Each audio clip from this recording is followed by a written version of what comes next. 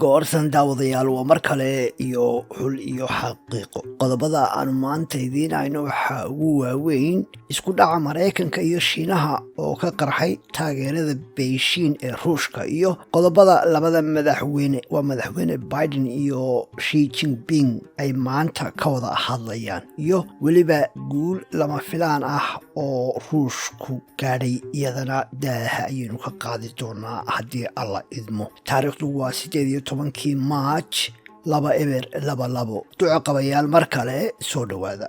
afhayeenka aqalka cad Jen Psaki ayaa sheegtay in madaxweyne Biden khadka telefoonka maanta kula hadlayo dhigiisa Shiinaha. waxay afhayeenku sheegtay in ay ka wada hadli doonaan shaki Mareykanku ka qabo in Beijing taageero qarsoodi ah siiso Ruushka. Washington iyo xulufadeeda ayaa ku rajo weynaa in ay go'doon dhan kasta ah geliyaan madaxweyne Putin iyo xukuumaddiisa si uu uga qoomameeyo weerarka Ukraine. shakiga Mareykanka ayaa ka dhashay markii Shiinuhu diiday inuu cambaareeyo weerarka Ruushku ku qaaday Ukraine, iyo dowladda Ruushka oo la moodayay in ay ku go'ayso deymo ay bixiso oo Moscow si aan la filin isaga soo tirisay. bangiga JP Morgan ayaa maalintii shalayto ay soo gaadhay deymo ay damaanad qaaday dowladda Ruushku. deymahan ayaa la filayaa in aan Moscow soo bixin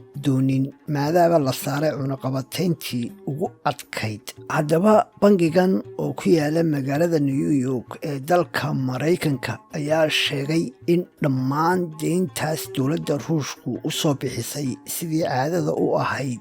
deyntaas ayaa ahayd 117 milyan oo weliba bangigu xog dheeriya ka bixiyey in lacagtaas la keenay bangiga iyadoo ah doolarka Mareykanka. arrintan ayaa dhalisay shakiga ah in Beijing taageero dhaqaale ugu dartay Ruushka taageeradii hore loo filayay ee ahayd mid ciidan. xukuumadda madaxweyne Biden ayaa ku jirta meel adag oo ah dhan waxay rabaan in ay Shiinaha ugu cagajugleeyaan in ay cunaqabateyn saari doonaan haddii uu Ruushka u saamaxo ka gabashada cunaqabateynta ay saareen, balse dhanka kale waxay walaac weyn ka qabaan in ay madaxweyne Xi Jinping iska fogeeyaan isla markaas u riixaan dhinaca Moscow. haddii Shiinuhu u xuubsiibto taageerada Ruushka, waxaa adkaanaysa sidii reer galbeedku wax uga qaban lahaayeen.